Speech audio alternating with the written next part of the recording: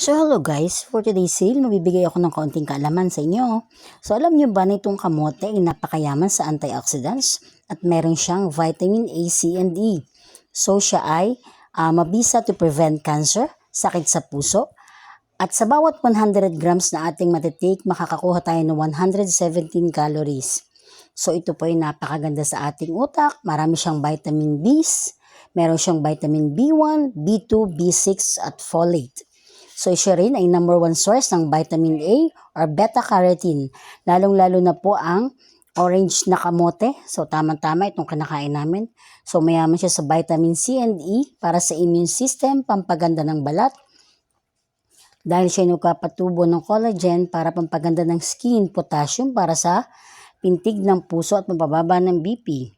So napakaganda po, pwede rin sa mga may diabetes.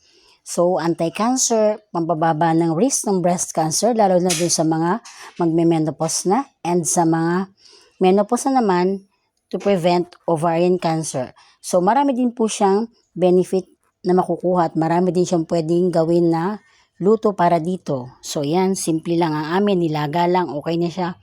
Match na saka, pwede din siyang pangsahog sa pangluto, pwede rin kamote Q. Thank you all. Thank you for watching. Sana may natutunan kayo. Please follow me for more. Love you all.